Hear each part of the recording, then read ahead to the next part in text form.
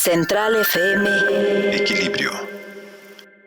Fíjense ustedes que estamos en una fase dentro del sexenio del presidente Andrés Manuel López Obrador en la que supuestamente el presidente tendría que tener el mayor poder. Ahí es en donde llega el encumbramiento de un presidente, mitad de su mandato, y después un periodo, digamos, tendría que haber sido estrictamente todo este 2022 para entrar así de una manera muy paulatina en encontrar una decadencia en el 23 y por supuesto ya hacia el 2024.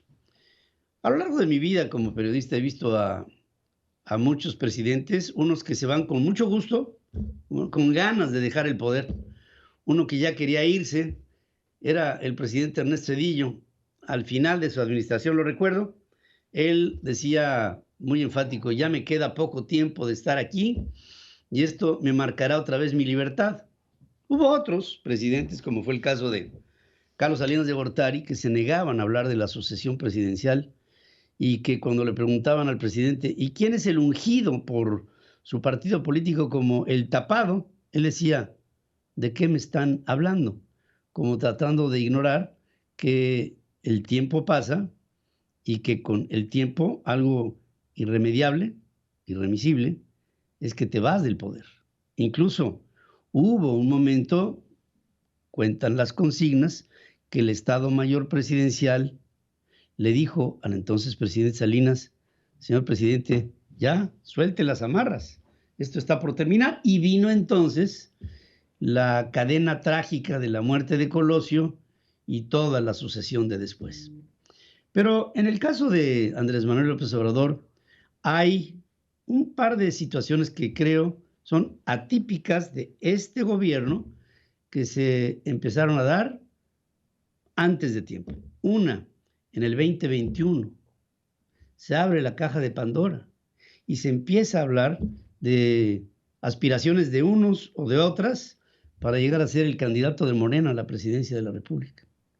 Y digamos, este destape anticipado y este cobijo alrededor de Claudia Sheinbaum y la idea de que pudiera ser Marcelo, o la alternativa de que Ricardo Monreal está desahuciado por el poder porque se salió de los favores del presidente de la República, y las especulaciones de quién pudiera suceder al presidente López Obrador desde la óptica de la izquierda de Morena o de algunos de sus adláteres, hace que el presidente poco a poco empiece a ver cómo sus principales colaboradores, en lugar de voltearlo a ver a él, empiezan a voltear a ver a la cabeza de los equipos que se podrían estar armando para la sucesión presidencial. Algunos se van con Claudia, algunos se van con Marcelo, algunos incluso hasta se van con Ricardo Monreal, y así empieza, digamos, este torneo de lealtades, pero también de deslealtades, que en este caso creo que la mayoría de esas deslealtades las acumula el presidente. Obviamente no le van a decir que no al presidente, y menos en funciones, y menos bajo la manera en la que ejerce Andrés Manuel su gobierno.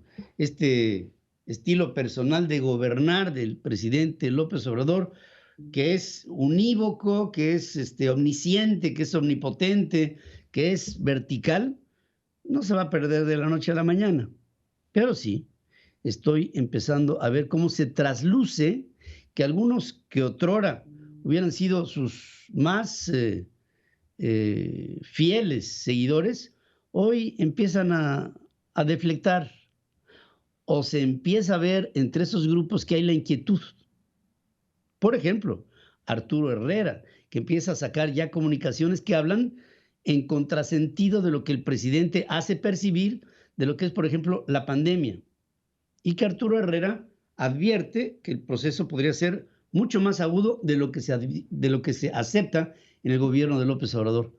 En otro tiempo, hace no mucho, cuando él todavía podía ser el aspirante natural para gobernar el Banco de México, hubiera implicado de Arturo Herrera un absoluto silencio.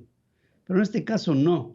Arturo Herrera empieza a sacar tesis que son contrarias a aquellas de su ex jefe, porque estrictamente ya no es su jefe, López Obrador.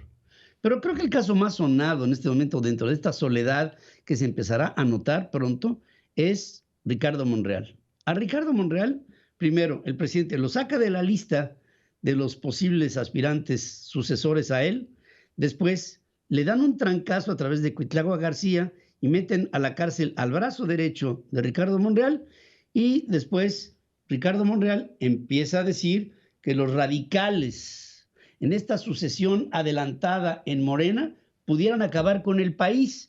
Y cuando tú piensas en un radical de Morena, pues estarías a lo mejor pensando en un Paco Ignacio Taibo y sus ideas dobladas, ¿no? Pero no, el problema más grave, creo, es que con el mensaje de Monreal de que los radicales podrían acabar con el país, me da la idea de que dentro de estos radicales hay un radical mayor, que es el propio presidente de la República. Y que si los radicales de Morena podrían acabar con México, el primero que podría estar en esa posibilidad es el presidente de la República.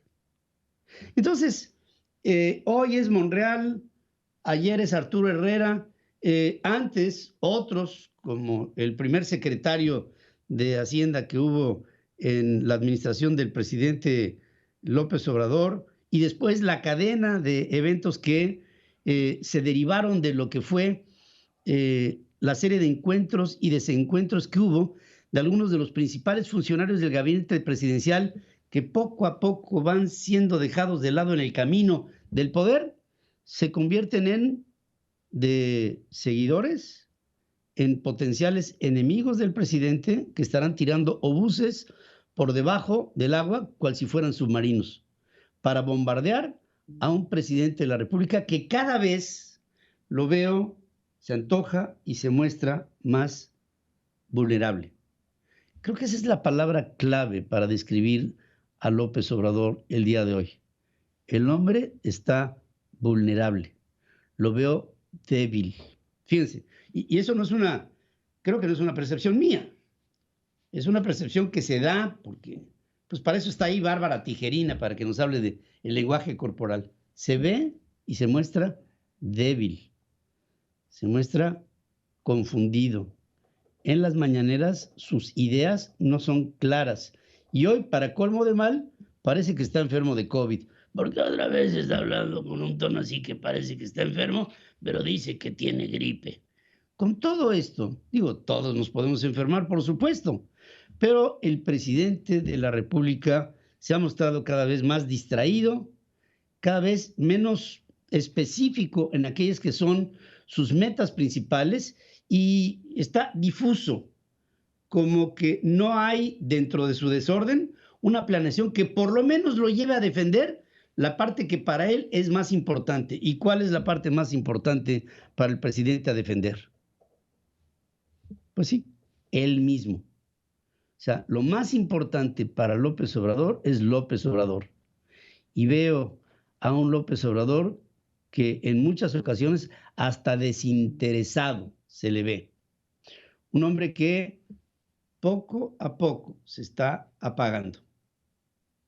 Y que en esta luz que cada vez menos emana, hay otras luces que están empezando a aparecer en el horizonte. Y me queda una reflexión. Sí, puede aparecer la luz de Claudia, o del propio Ricardo Monreal, o de Marcelo, o de otros, el que sea, Manuel Velasco, dime tú el que quieras. Pero después de todo, ¿qué con la oposición? ¿No sería este el momento de empezar a proponer liderazgos fuertes que le dieran una guía y un sentido de dirección a una oposición razonable, razonada y fuerte? ¿O seguirá la oposición mostrándose débil ante un presidente que empieza a mostrar lo mismo? Y ante la debilidad de unos y de otros, pudiera surgir la fortaleza de algo que a lo mejor en este momento no está cansado. Y lo único que se me ocurre, que en este momento no está agotado, es la delincuencia. Si el poder se muestra débil y la oposición también, la delincuencia tiene todo el ímpetu para salir adelante en este momento, ¿eh? Y si esto es así, en los próximos años pudiéramos estar viendo el crecimiento de esta ante un presidente que a lo mejor después de las 6, 6:30, 7 de la tarde, ya mejor lo que quiere es su cocol, estar sentadito y esperar que el tiempo pase hasta que se acabe esto que empezó con una esperanza. Y estoy seguro, acabará siendo para él una, como para nosotros, pesadilla. Gracias por estar conmigo en este comentario en YouTube. Habló para ustedes su amigo Pedro Ferriz de Con. Central FM. Equilibrio.